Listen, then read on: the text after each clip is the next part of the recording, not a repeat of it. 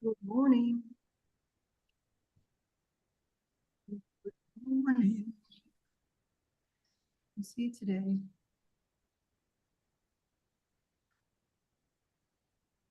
We have got some stories to tell. Let me just check everything's going. Can you hear me? Mhm. Great. All right. We are, no, we're not live. You and I are, but restream's not. Hmm. All right, give me a moment.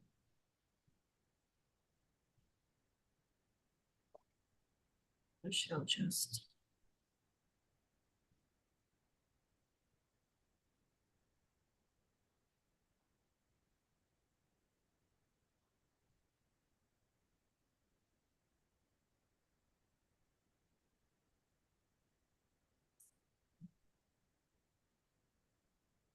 So I know that you can hear me, so I will just, while I'm doing this, tell you a little bit about what we're going to do. I didn't want to scare you, so the title of today is Oh no.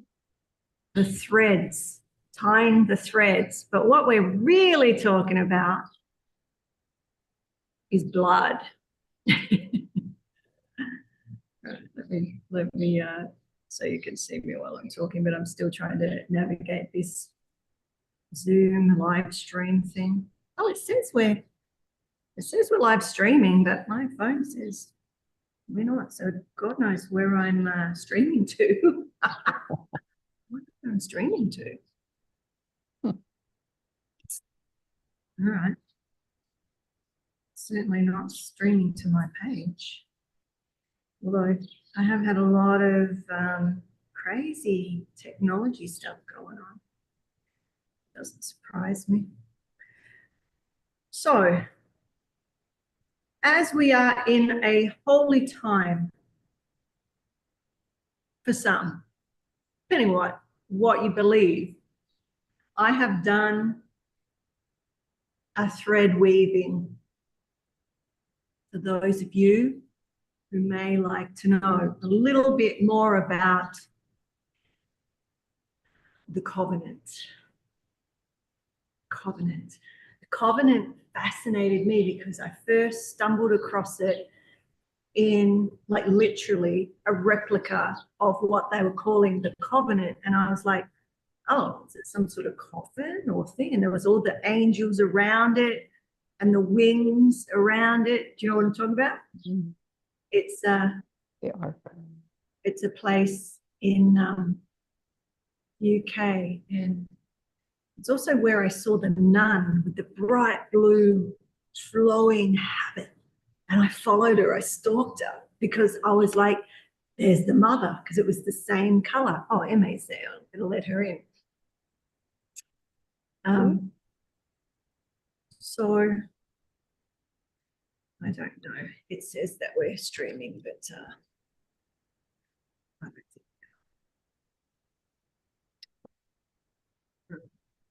So I guess as long as we're recording so that if I happen to say anything fantastical, then we haven't. Then definitely cannot see that we are streaming. So if you are watching me from somewhere, I don't even have Restream.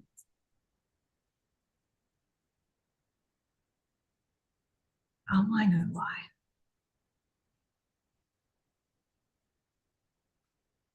Hmm.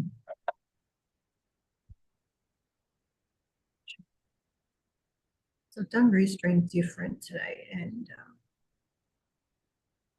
oh my goodness, I can't figure out how to get in.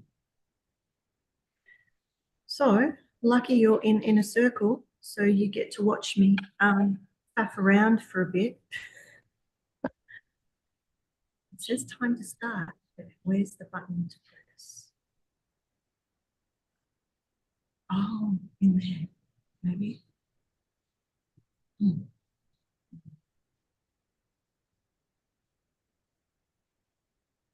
Oh, well, there's something wrong. There's no button. So we are, yeah, it says I'm live. How can I be? All right. Oh, there we are. All right. My goodness. So whoever's watching live, I can see you now. And I think we're ready to go. A few minutes late. New technology and whatnot. I look like I'm frozen though. Okay. I'm going back to Zoom. So if you're watching on and you're unmuted, just to let you know. So if you say anything, I can hear you. Which you're free to say something if you'd like. But what I am doing today, what are we going to talk about today? You may not be interested in. And off you go. Those of you in Inner Circle, we're going to go further into this. You don't have to be religious. I, in fact, am not. I am a mystic. And how I get information is a little unusual even for me. And I mean, what I dreamt last night, I'm like, it must be because of what I'm going to talk about. So let's start with maybe a little connection, a little, sounds like what? You can't hear me? I don't know what you're saying. Can you put it in the chat? In the chat? Let me see. Mine doesn't say. Oh, good job. Yes.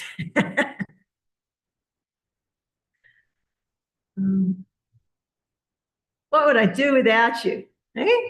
What would I do without you? All right. What on earth is going? What on this planet is going on? Let me tell you. Let me tell you. All right. I better not yell because it's very echoey in here, but it would be awesome for a choir. Just saying. Awesome. If only I could sing. Oh my goodness, I've been painting. I've got a couple of my paintings. I've done a series. I've got one. I've got 3 so far. There'll be 4 to 5 in the series of this time. So I better record. You've told. All right. Are we set? Is everything done? We have Restream. We have Instagram. We have Zoom. We have the Inner Circle with us. What would I do without my Inner Circle? Yeah, the one on the easel over there. I'm not sure if I'll show you. I may show you you ladies on Zoom later. I cried painting that. Oh my goodness, it was so distressing, yet so beautiful. And yeah, it was intense. So I have just a touch to do on that because these aren't over painted. They're sort of worship channeled movements, images that are like power generators. So it's like it's just like they're coming out like this. So they're about this week. What's called the Holy Week. So those of you that know, know. And those of us that don't know, don't know. So Easter, Esther, Easter, all the different names of this time. Let me see. But what I want to share with you today, so Holy Week, Palm Sunday, Holy Monday. So Monday, Jesus freed the sacrificial lambs. What's that got to do with what I'm going to talk about today? Blood for a start. Right? Holy Tuesday, Jesus taught at the temple. Oh, what? I'm in the temple teaching. Not that I'm Jesus. I'm not saying I'm Jesus. Just, I'll get off your horse. Get off your donkey. Although I have a donkey. Where is it? Literally have a donkey in my like the back of the property. But I'm not sitting on it, and I haven't come through the entrance. However, we have the palms and this painting. You see the green? It's the entrance. This is the anticipation. Yeah, he doesn't look very happy, right? And this is the walking through, knowing what's going to happen. The one up here, or even talking about it, makes me feel like, right? It's something I will show you later. But there are others. But when we paint the ascension, oh, I'm going to enjoy that. I'm going to enjoy that. So I may paint that live. We'll see. But I may also paint something tomorrow live. So if I do, I'll let you know. It's an in-between painting. I planned on 4, but there could be a little extra cute one put in there just because these are you know, a different energy. Thursday, Last Supper, washing the feet, serving, service, servant. Holy Saturday, Jesus rested in the tomb, and Resurrection Sunday, the rising. Right? What does that mean to you, if anything? Is this your belief system? Is it your parents, your grandparents? Is it yours? Is it your children? It's my grandchildren. They go to church with their dad, right? So my daughter's very happy that they have a grandmother, Yaya, they call me, that has an overview of a lot of different things, and can give them a good insight into what's underneath and what's the actual, why are we given these stories? What is the blood covenant of Scripture? Do you know? So some of you will be like right on it. But those of you that like, just let me know. Yes or no? If you say yes, you don't have to tell me, but just let me know. So I said we're going to start with a bit of a connection. So we're going to start with something a little short and sweet.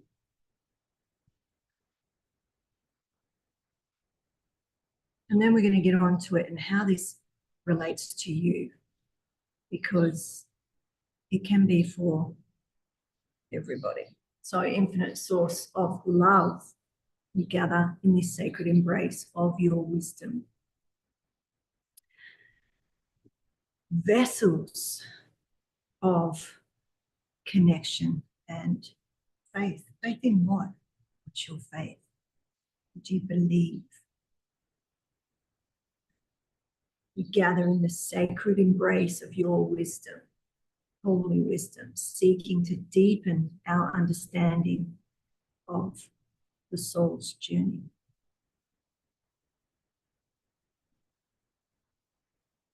May the teachings guide us towards healing and enlightenment, whatever that is for you.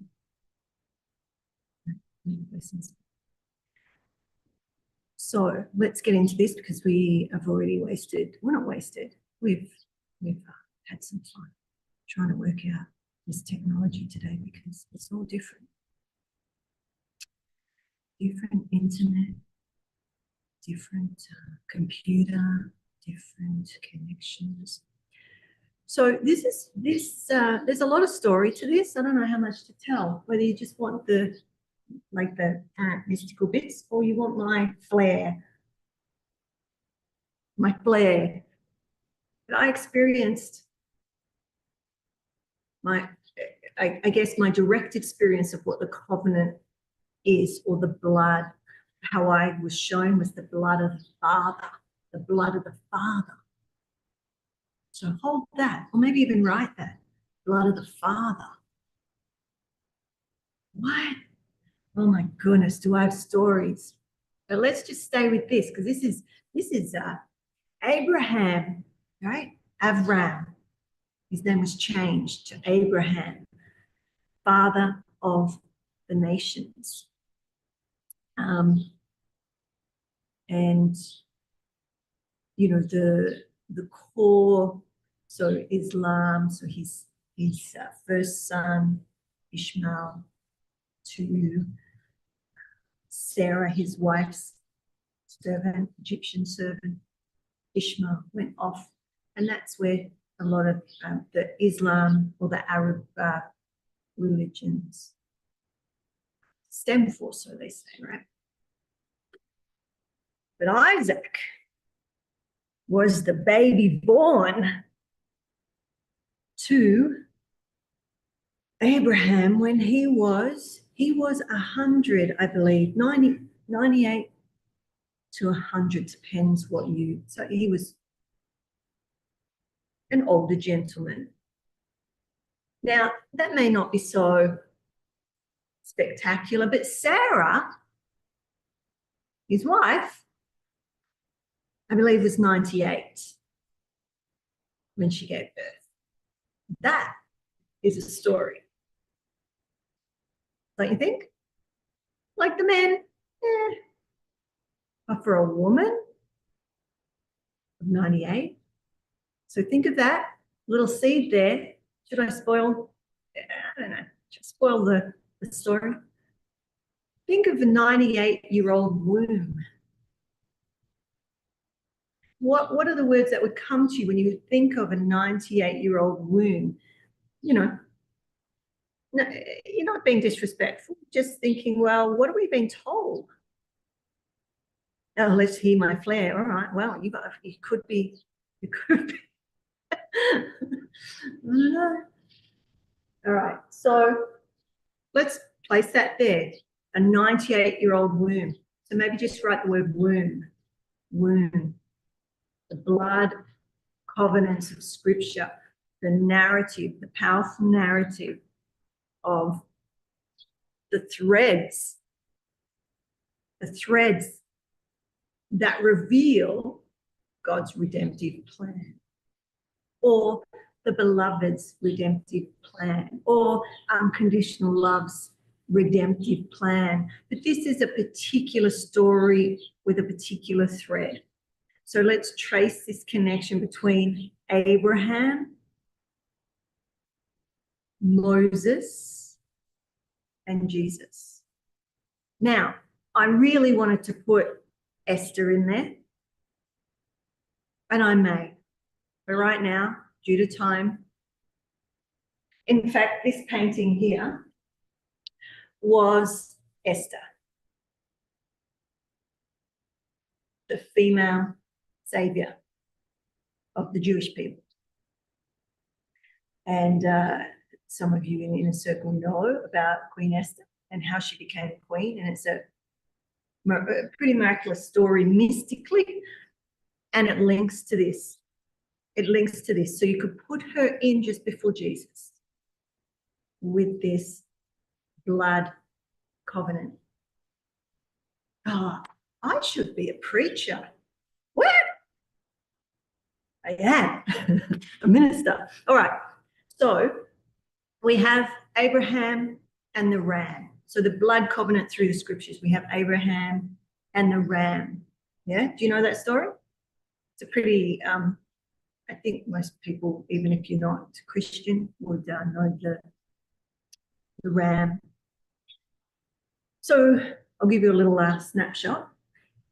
When God tested Abraham, he sent him to this mountain. Now, what's interesting about the mountain or the place that it happened to me is that it was the same, not the same mountain, the same area where Jesus was crucified. So another link, okay? So we have God testing Abraham's faith by asking him to sacrifice the son, Isaac, right? The son he had with his wife, Sarah. Now, in mystical understandings of Abraham and Sarah, they are like Chokmah and Bina. They are the divine mother, divine father, energetically. And Esther, so this might confuse some of you, but stay with me in a circle because you've got some background to this.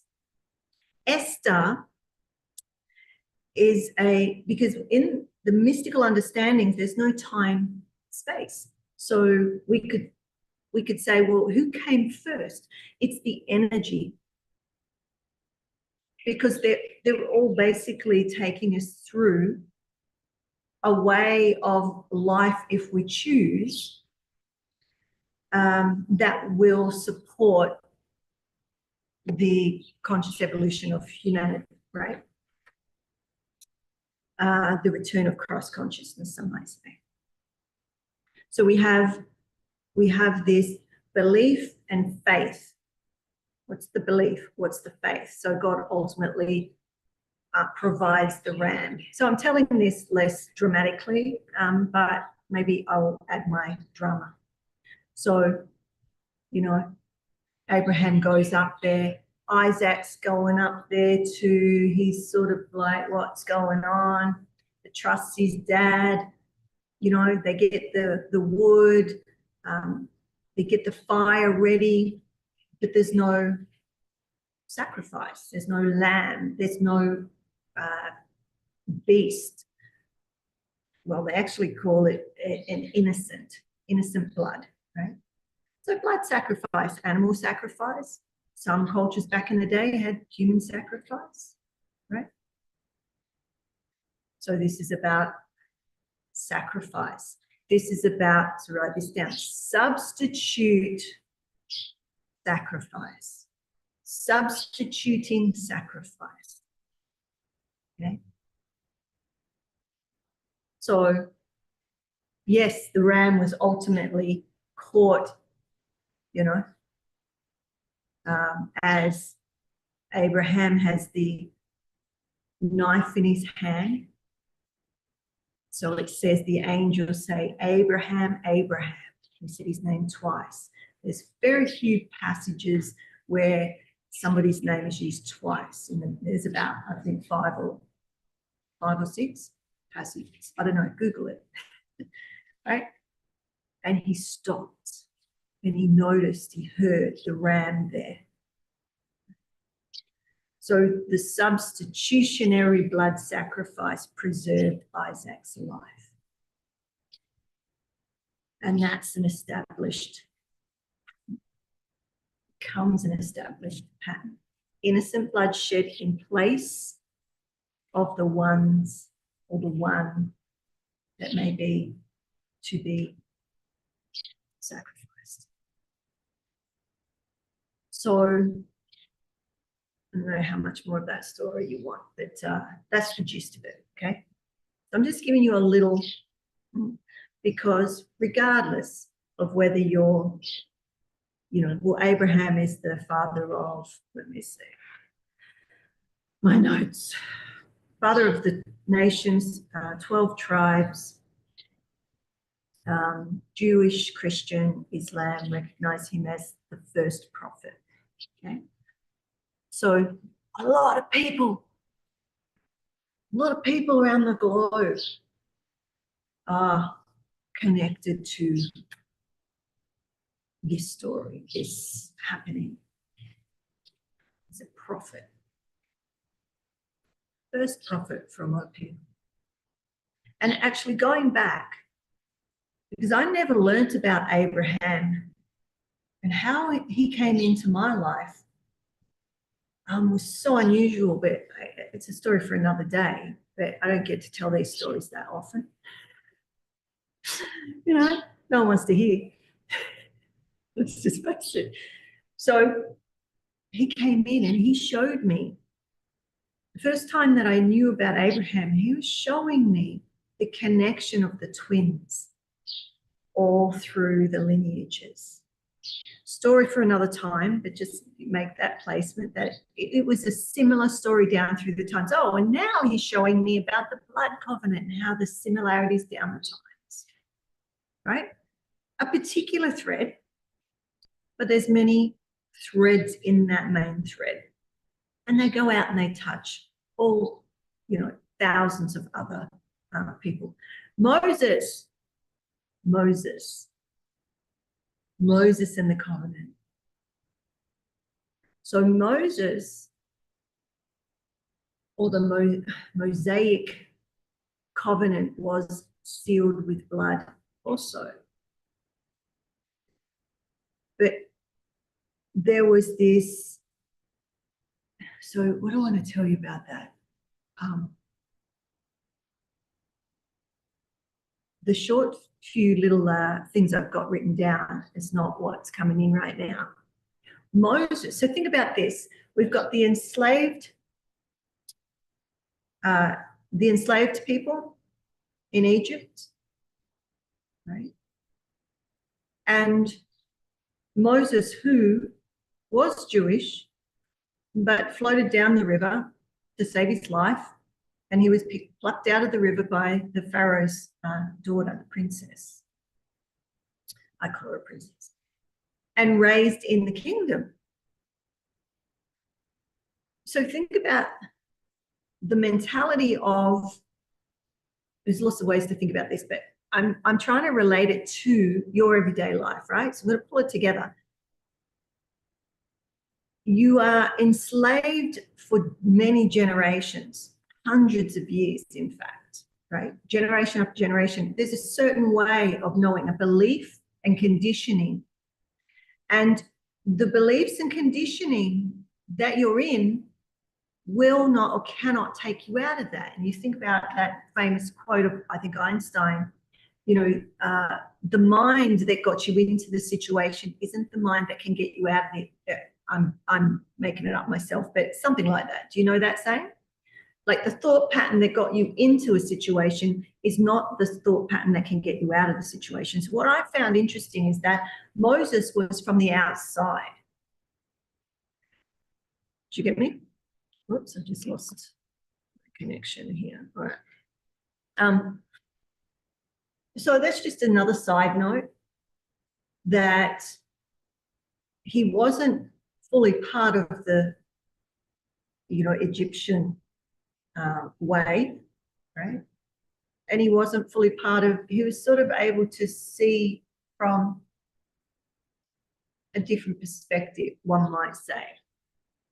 So he led the Israelites, right, out of Egypt. And God instituted the Passover,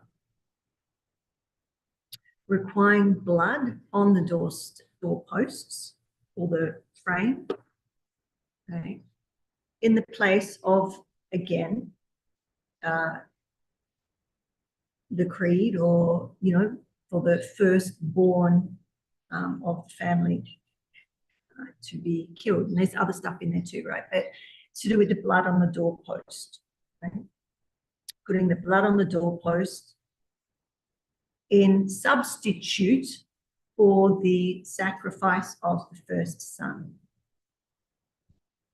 So there's lots of story to all these parts. I just want to give you a thread, and, we can add, over time, if that's what you're interested in. We can go deeper. Later, the substitute was circumcision.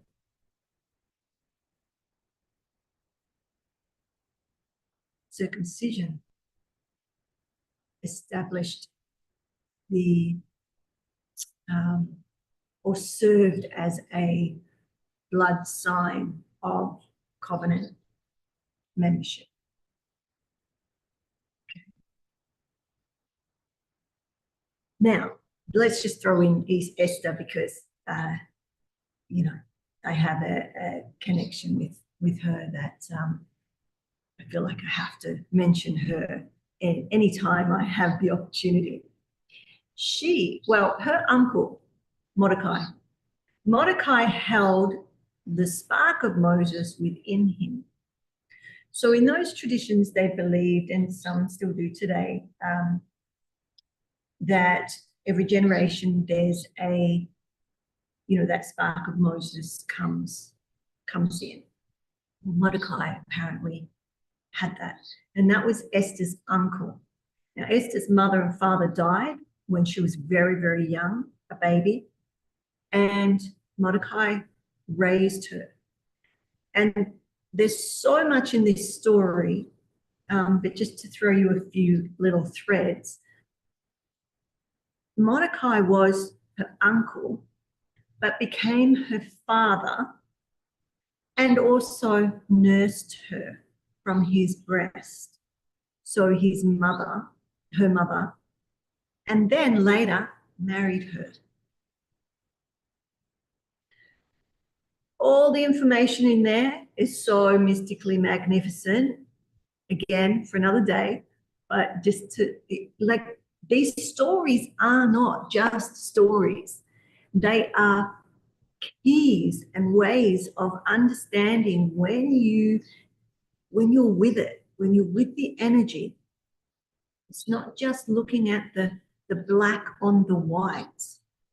When you read with that, it's like when I paint with that openness, right? The connection to heart. As you read the black words on the white paper, the light is revealed.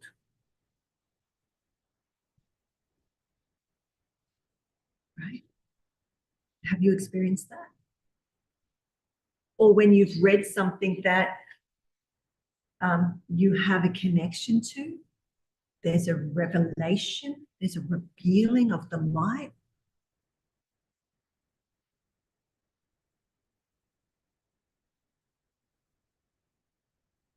Certain languages, Hebrew is one of them, Sanskrit's another. When you read the words, they look like they sound in cymatics, meaning those squiggles look like that. And I've got images, some of you that have done some of my programs, I've shown you the heart energy. And when you look at the heart energy from different perspectives, you can see those squiggles that we call letters or symbols within the heart. These languages, I call them flame letters because that's what I saw. I saw them in the flames. In Hindu, some of the Indian traditions, they still do the fire and see the deities and whatnot. This information comes through mystics, prophets, whatnot. They see it, and then it becomes. So tying that back to Esther and why she's important is because think about this, and I'm really just pulling it together right now. Esther's going off to basically be enslaved. She was taken for the king, and she was like a concubine type, right? But she ended up being queen. So we're talking about blood. We're talking about blood. It's another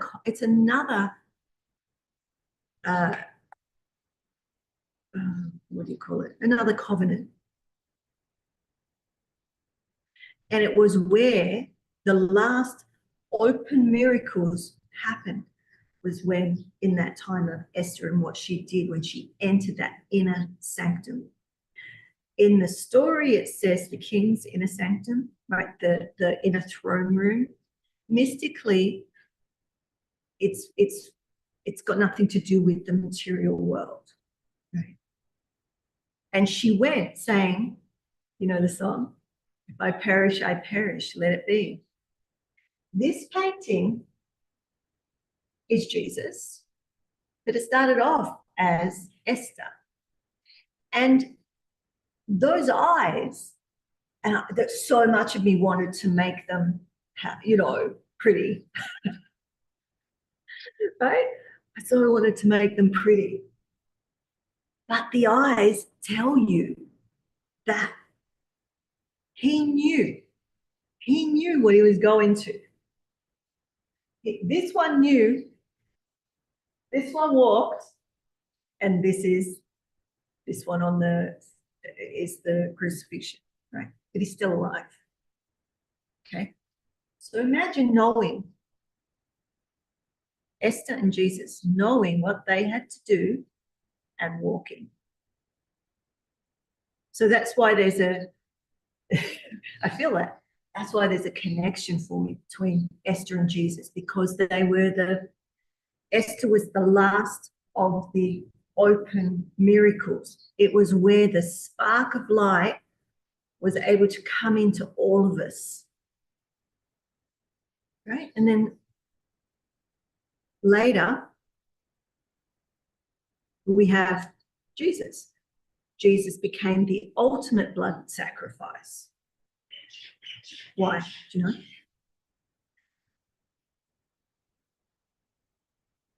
Or do you have thoughts on that? Like, how do you sit with that? For me, so that's why you see him with the lamb a lot, right? The Lamb of God. His blood on the cross, establishing that new covenant, fulfilling what previous sacrificial systems had pointed towards. So it's interesting that when I got shown it, it was the blood of Father. So there was something that Esther could do that Mordecai could not. It needed to be her. And that, for those of you that celebrate Purim, which is in March,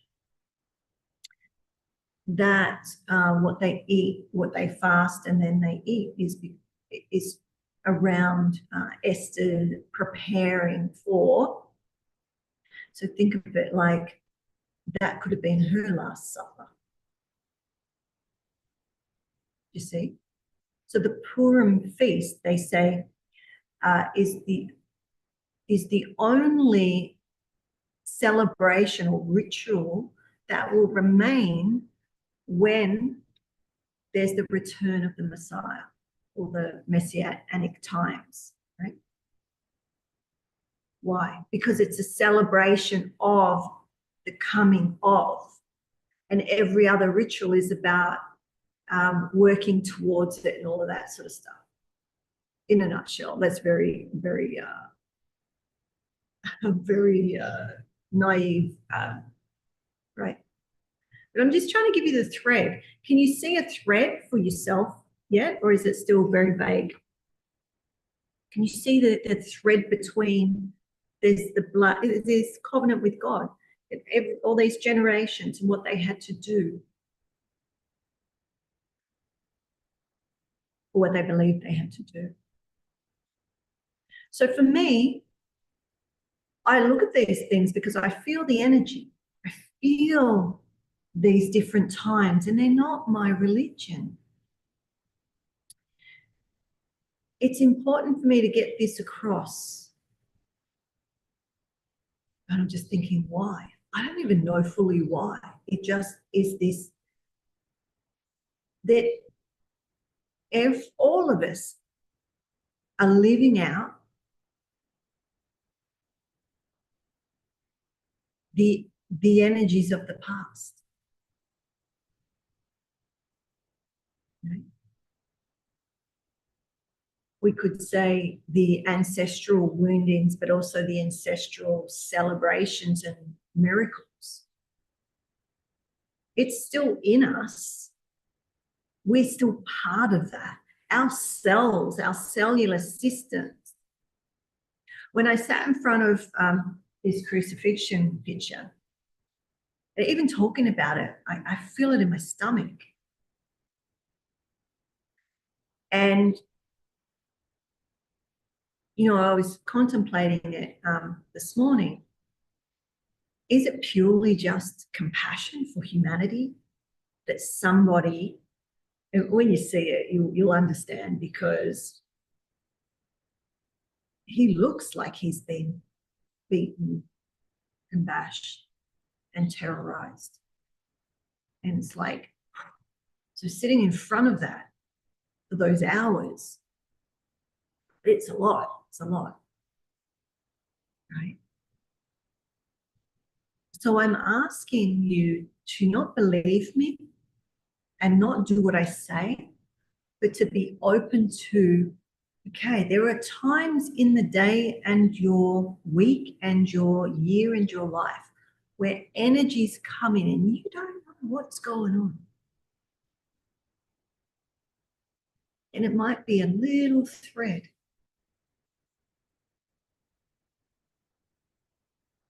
of what was in the past that's still trying to spark out. So in Kabbalistic understandings, we have the Purim sparks, or the sparks of light that are scattered. And it's for us to retrieve all our sparks of light, right? It's energy, all these sparks of light. So I mustn't have told enough story, because we're not even at an hour, and I fumbled around for the first 15 minutes. So maybe we need more story, but I'm going to give you some what binds these covenant together. I'll give you some things to, I guess, like a little, let me just check my notes.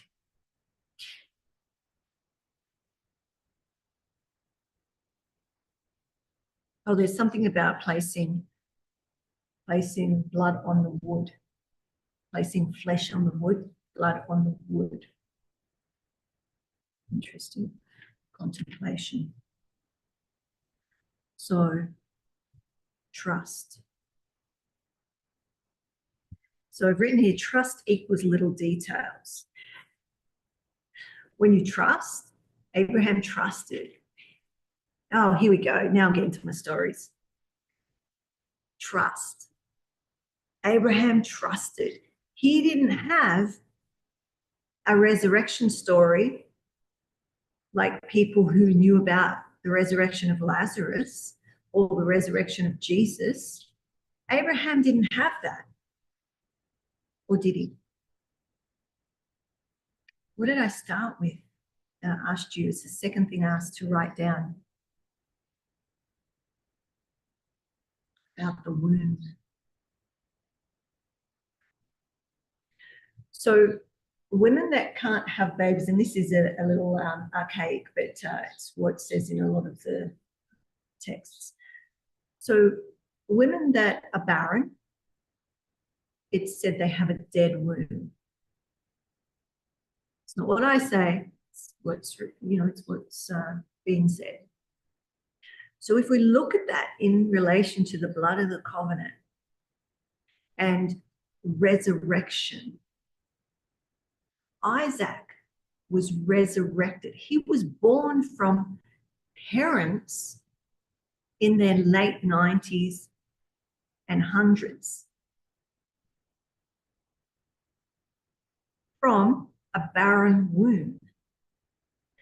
It's a resurrection of sorts. Do you see? Abraham saw miracles, maybe not, uh, the ones that, and in some ways, I feel like he may have seen more miracles because God was still outside of us at that point. I mean, that could be a teaching in itself. Do you understand those, the differences? When we went from Abraham to Esther, the miracles were outside. They were around. When we got to Esther, they were internal. We all then held the spark. Right? And then we get to Jesus. So let's just go through these 4 teachings. So there's substitution. Substitution, in each case, the blood sacrifice served as a substitute to, like the ram died instead of Isaac. The Passover lamb died instead of the firstborn. Esther went instead of Mordecai, her husband, uncle, mother, father, instead of the firstborn, and Jesus died in our place, right? So it says. Divine initiative is the second one. So God himself establishing covenants, right? He provided the ram for Abraham, initiates the Passover sacrifice, and then sends his son. With Esther, she entered the inner sanctum.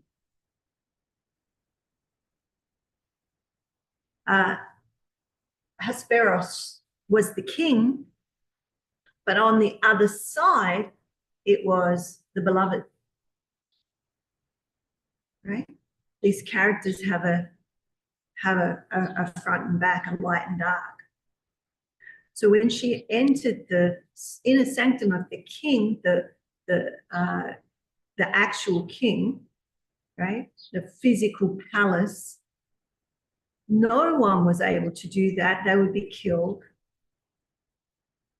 She did that in the flesh, and she was saved. But she did that spiritually, energetically, on another level.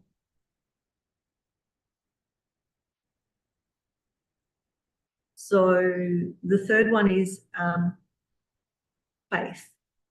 So each one required faith, trust, to participate in the benefits of it, right? So my paper I've been writing is about mystical experiences and healing. And there is a lot around faith or belief, like your belief. What do you believe? This is why I asked you all the time, have you got a conscious understanding of what your belief systems are? If you believe,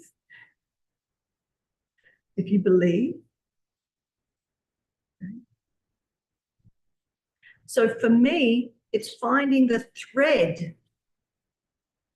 It's finding the thread. Does that make sense? Finding the thread that you can connect with so that you have something bigger than yourself that you truly can believe in until you know directly, right? You have that direct knowing, a direct relationship in a sanctum with the beloved.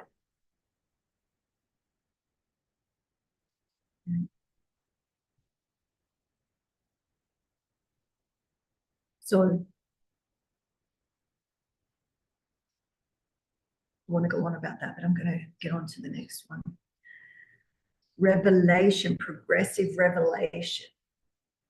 Revelation, each covenant builds upon and fulfills the previous one, revealing more of God's redemptive plan. Each generation, each story, each, right?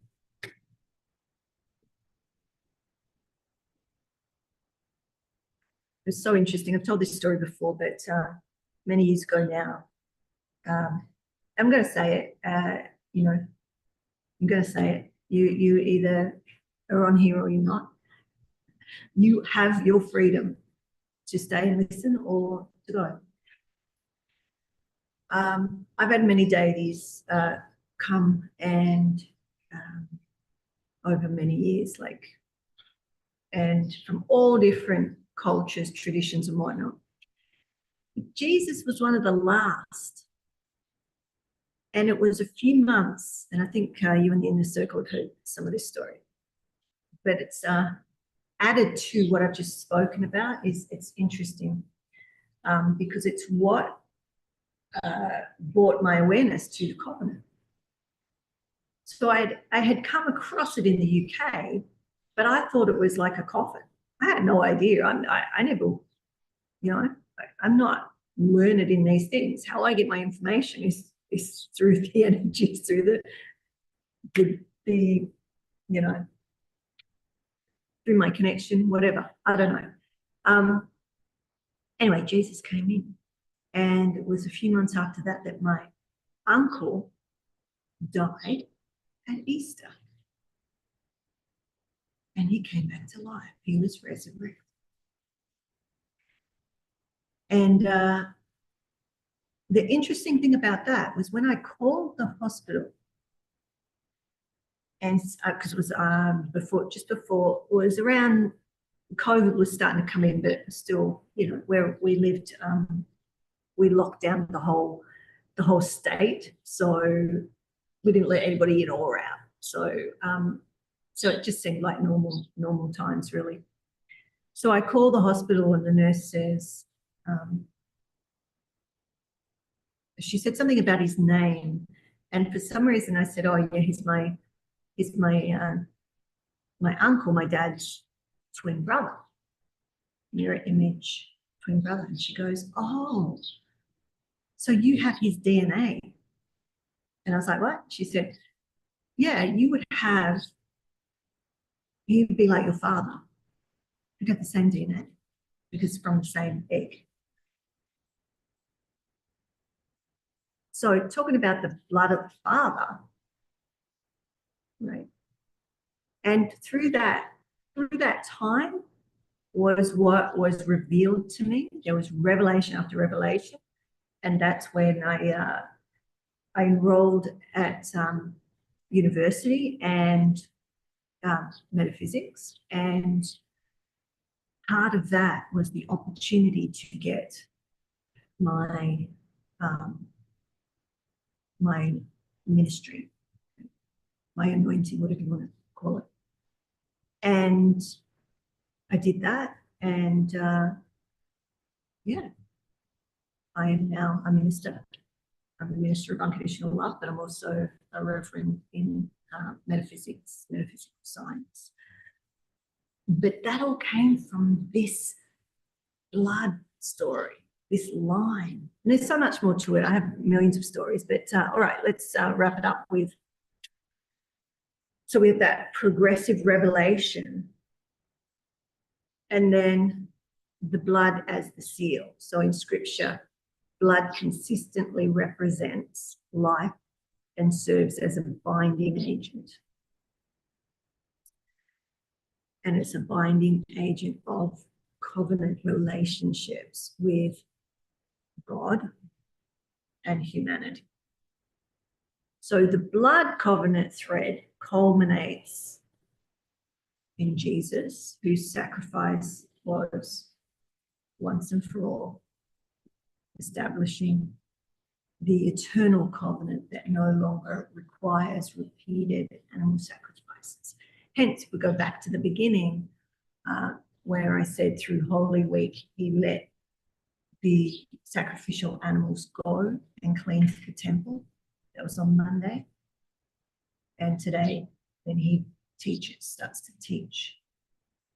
And then on Sunday, so it was in that week, right? It's Holy Week. Whether you believe it or not, so many, hundreds of thousands of people do. and have read the scriptures, spoken about the scriptures, that is putting energy. And when you put energy on an object, this is why false idol stuff, right? Or painting or creating something, the energy that you're putting into something, those of you that can see or feel energy, you will see or feel the energy in that. So traveling around the world, going to all these holy places and whatnot, you go through certain, like statues or certain areas in a church or a place where you could feel the energy. It's palpable. Right?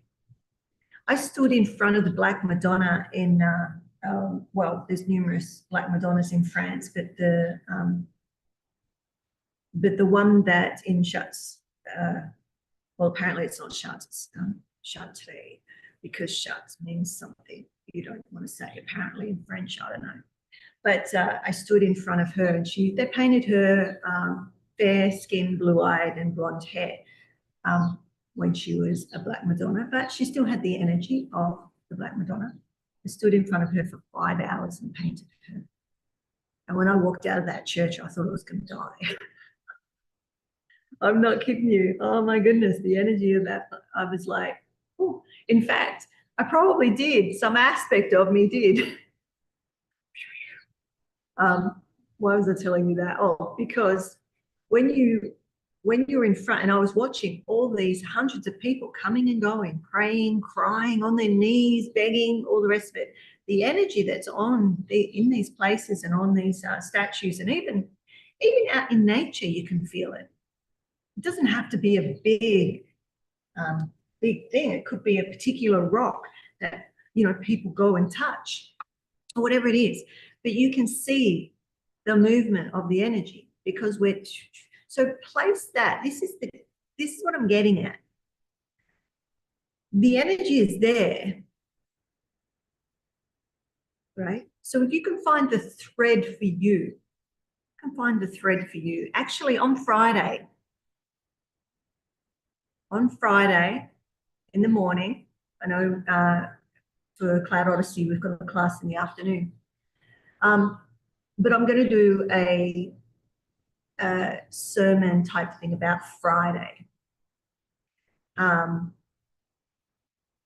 a teaching, a sharing, which will give you another way of looking at these energies. And also, I'm honoring the traditions. Whatever tradition I'm talking about, it's with reverence, just because it's not mine. I talk about different, I'm an anthropologist, that's my background, how I see other people's beliefs and whatnot, I honor that it's their truth. What I do in my life is look at the meaning and what the meaning making is for me. And if I come across something that I think might be supportive for you or helpful for other humanity, then I'll share. So if you're not any of the Abrahamic religions, okay, what is this time? What is this time for you? Spring, the sun, this side of the world? Well, it's not in Australia. It's not spring in Australia, right? Is it the equinoxes that, or the changes in the season?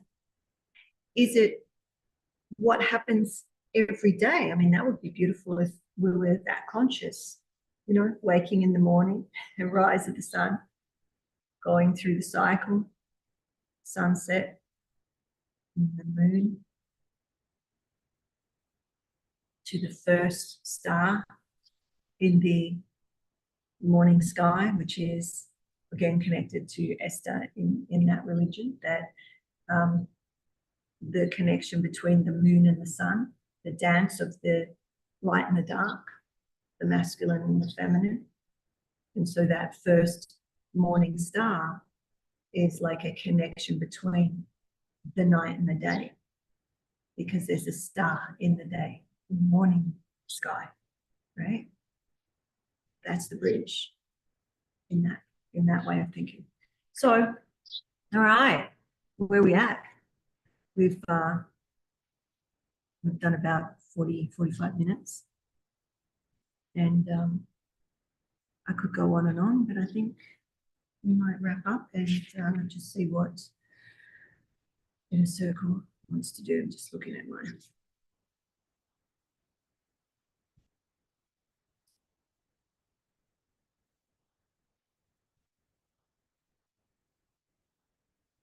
okay, so the last words that I've written on this page is let go even though I don't know.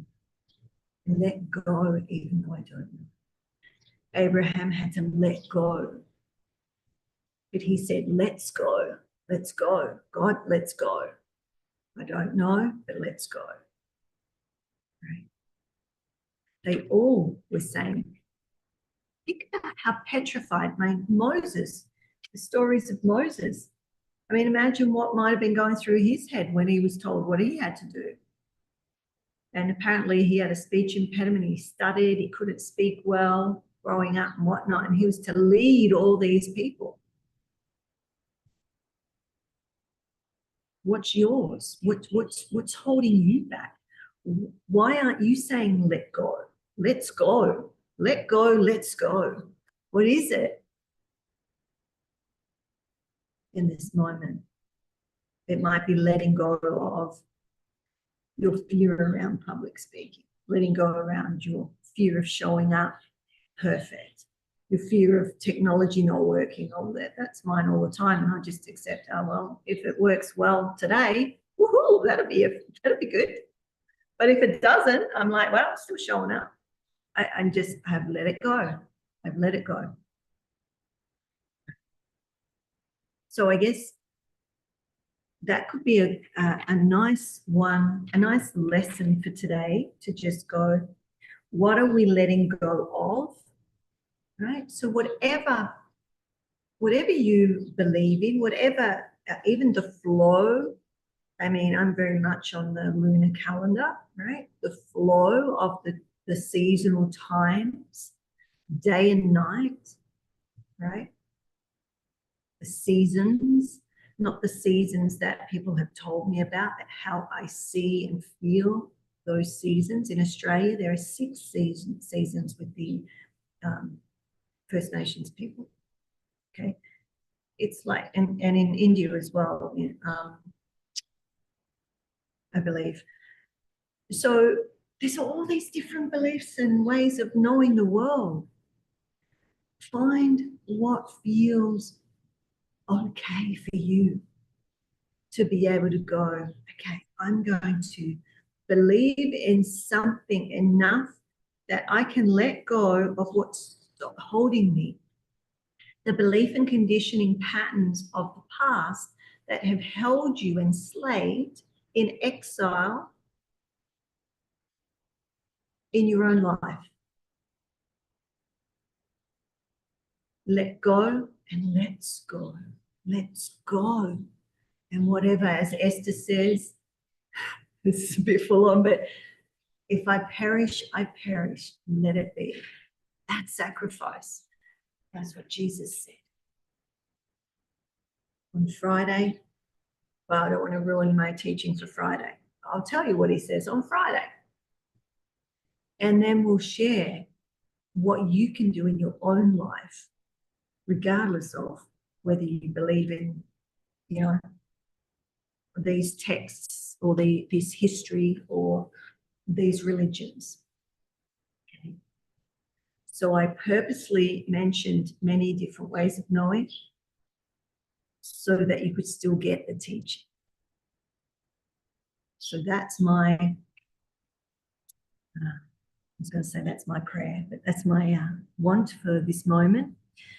All right, so let's do a closing prayer, and then we'll just see if Inner Circle want to do any more time. I've got a little bit more time left. Can maybe look at what's coming up for you. That's a healing one. All right, so let's do Holy One, whatever that is for you, Holy One. For me, divine wisdom, right? Holy wisdom, Holy One, thank you for the light and faith that resides within us. Breathe. As we leave this gathering, may we carry this light into the world, illuminating the paths that we encounter. Help us to trust in your divine plan. Remember, what are we letting go of?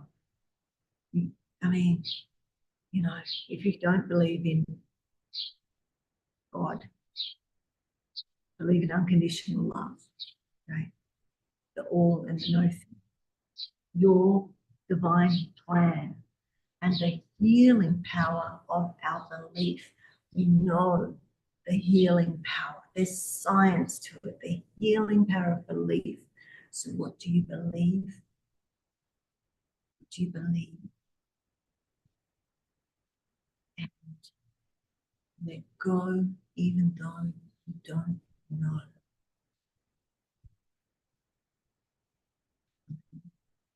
Blessings be. Until we meet again, much love. All right. So in a circle, how am I going to get to you? Let me see. Let me see, how do I close this? Stop live stream. So for those of you, just before we go, so keep an eye out because I plan to do another painting and I may do this. Actually, I will because I just got a sign. I will. I literally looked over and it said Lamb of God. So I will do that painting. And that will be an extra one in the series. So there'll be 4 in the series, but we can do that together. We'll do it as more like a worship painting, and you can do your own, or you could watch and we can listen to music, although Facebook doesn't seem to like a lot of music and whatnot. So, come and do that. What I'm doing with the live streams is I'm pulling them down to like half hours, so it's really fast. You can just see me painting like this. And I'll put them up over time. There is the first one. This, I believe this one is up. So you can have a look at that if you like. And I put other music over the top, so you've still got the music. All that music is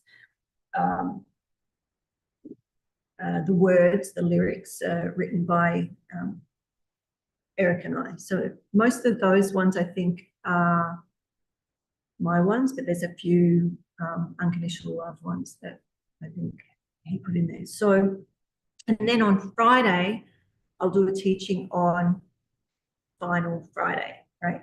Final Friday before we go into the weekend. And then we're back on Sunday with Unconditional Love, or at 10 a.m. Hawaiian Standard Time.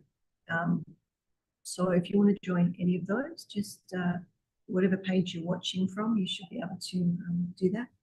Okay, so that's my community announcement. So until then, have an awesome day and just let go.